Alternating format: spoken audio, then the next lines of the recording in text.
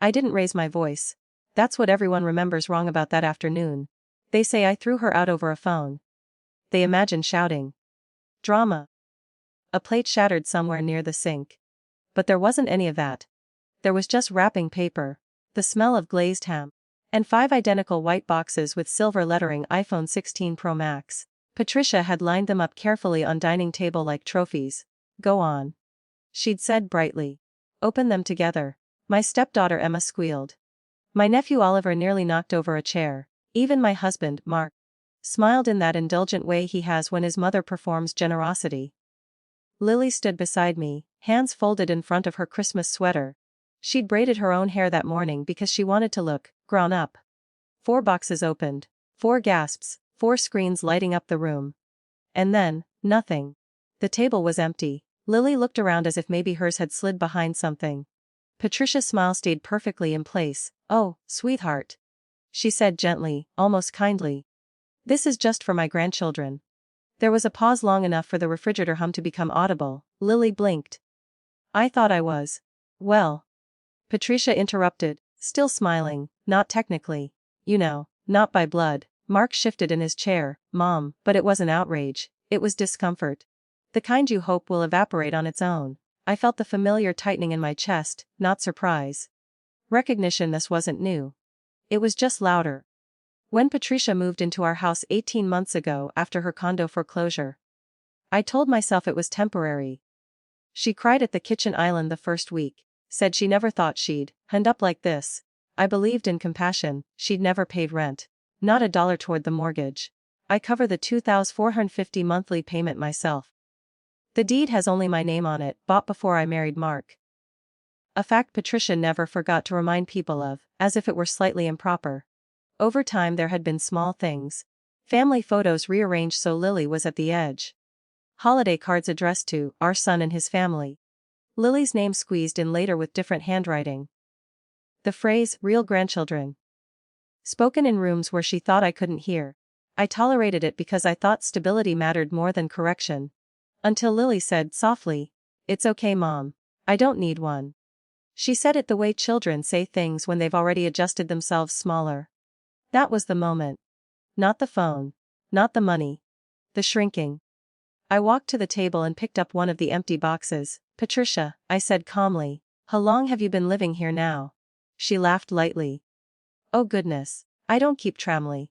Yes, I said. We are. The room had gone completely still. You moved in March last year. After the foreclosure, I cleared the guest room. We didn't draw up a lease because we trusted each other. Mark stood up. Claire, let's not. I held up my hand, not sharply. Just enough. Patricia's smile thinned.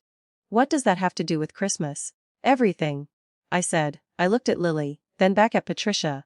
You've lived in this house for free for 549 days. You've eaten at this table every night. Used utilities I pay for. Told people this is your son's home. I set the empty box down carefully. If Lily isn't part of your family, then neither is this house. Mark inhaled sharply. Claire, I didn't raise my voice. You have 24 hours to make other arrangements. Patricia stared at me like I'd mispronounced a word. Oh, don't be dramatic. I'm not. I walked to the kitchen drawer and pulled out a folder. Inside was a printed draft notice. Not yet filed, but formal. I had looked up Ohio tenancy laws months ago after one too many comments about real bloodlines. 30 days notice required if she refused. Certified mail, court filing fee. I knew the process. I slid the paper across the table. I'm prepared to file this tomorrow if you're still here. The shift was visible, not explosive, just undeniable. Mark stepped toward me. You can't be serious. I am, I said quietly. Because I will not teach my daughter that access to my home is conditional while disrespect is free. Patricia's composure cracked slightly. You'd put me out over a phone. No, I said. Over a pattern. No one clapped. No one sided with me out loud. Emma stared at her new phone. Oliver pretended to scroll. The house felt smaller. Patricia went to her room without another word.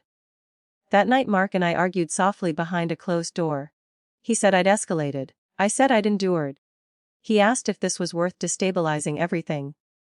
I asked what stability meant if Lily felt peripheral in her own home.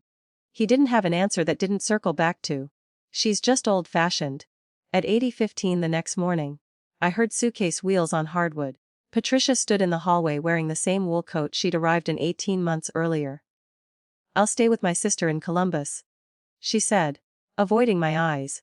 I nodded. "I'll forward your mail." She looked at Lily once, briefly, and said nothing. The door closed, the house exhaled. It wasn't triumphant.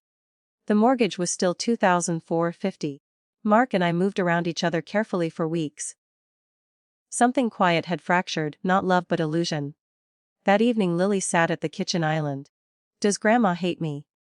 The question was so direct it almost relieved me. "No," I said.